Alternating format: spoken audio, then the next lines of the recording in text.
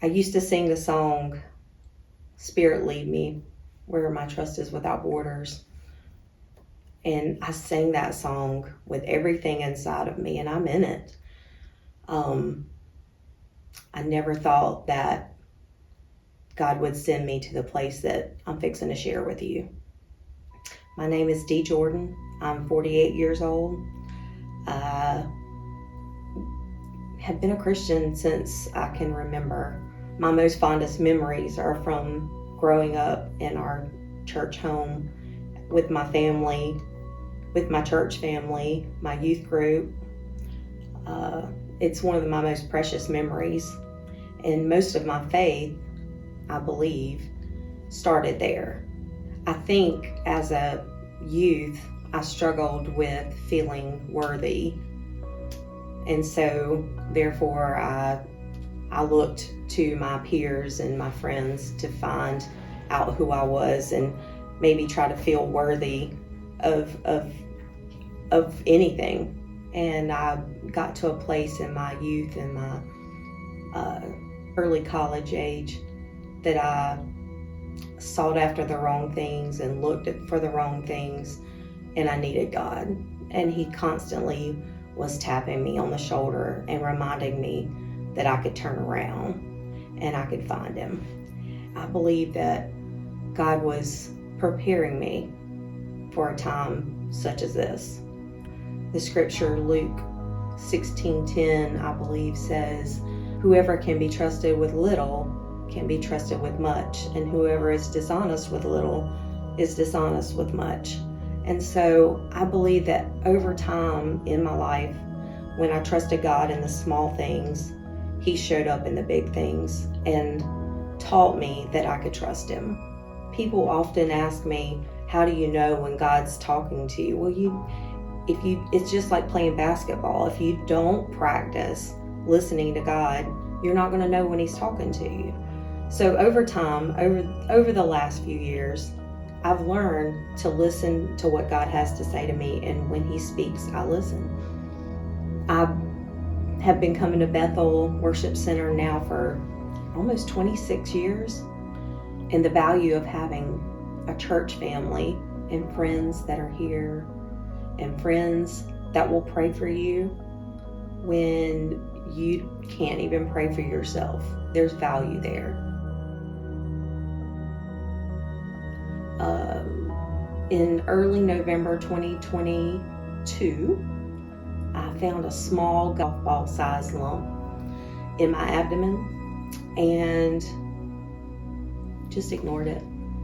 I thought, well, it's nothing. It's no big deal. A week later, I went to the doctor. I felt like it was actually growing, so I was a little concerned at this point, and immediately my doctor sent me straight over for a CT. She was immediately concerned. So looking down at this paper that says stat on it, I'm headed over to the hospital to have a CT stat, which I started to get a little concerned at that point. And so I sat there and, of course, waited for hours, had a CT, waited for the results. And the doctor says, well, they think it might be a solid mass. And so, of course, I'm like, okay, what does that mean? She's like, we're just going to do some precautionary things, and I'm going to send you to SCOA, South Carolina Oncology and Associates. And that was scary in itself to hear those words. And so we made that appointment. That within 3 days, I had that appointment. The timing was just absolutely God's timing. I met my oncologist, and he reassured me that it wasn't cancer. And something in my spirit, that small voice that you have to learn to hear, told me, push further. He said, let's just do a needle biopsy and find out what's going on. So they scheduled me for a needle biopsy. I had that procedure within the next week. That came back inconclusive. But that still small voice still kept telling me to push a little bit further, but to be obedient. And I told him, I said, listen, I'm going to do this your way for a month. And if I'm still uncomfortable in a month, we're going to change up what we're doing. Time went on, called the oncologist, I had to leave a message. But within 10 minutes, he had called me back. And he said, I just couldn't get you off my mind. And I kind of chuckled. And I said, well, I know why. Because I've been praying that God would show you exactly what to do and what was wrong. And he said, I sent all of your paperwork and all your scans and everything over to a trusted friend, and she doesn't think we're being aggressive enough. At this point, I've had 3 scans that show that it's inoperable, that I have no margins, that it's attached to all of my internal organs, and the possibility of them removing it was impossible.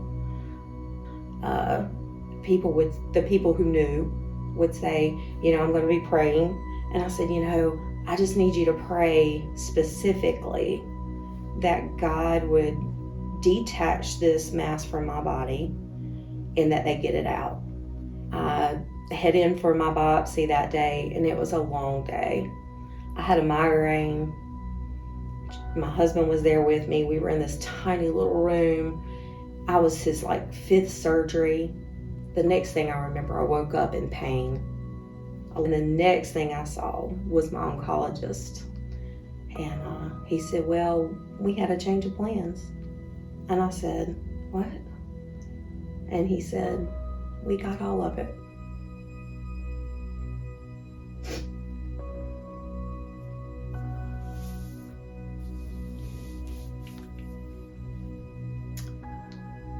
He said it wasn't attached to anything. And we removed it. All of it. 7 pounds. We get done. They send it off, obviously, to find out exactly what it is. And this is one of the first times I've heard the word leiomyosarcoma.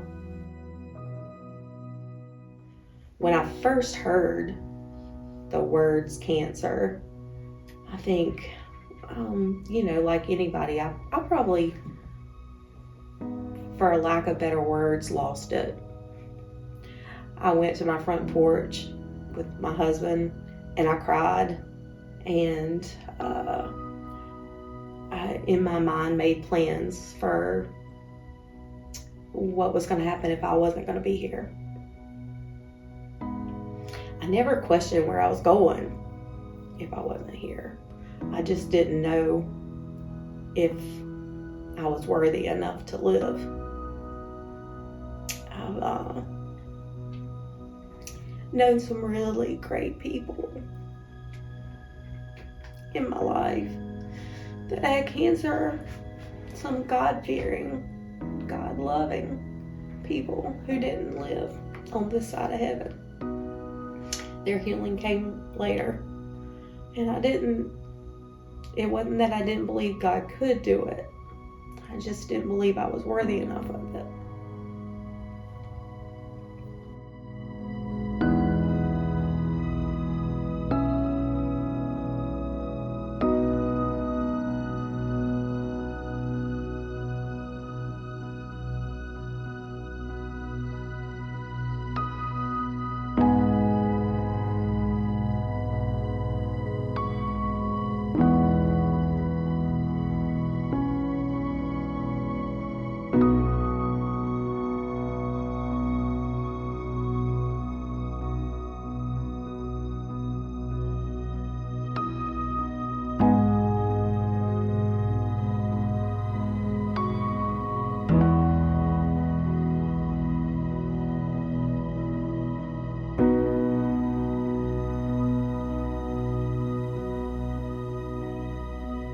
If you believe what God says, then you have to know that you're worthy. And I'm not perfect, and I'm no better than anybody else. And I don't know why God left me here.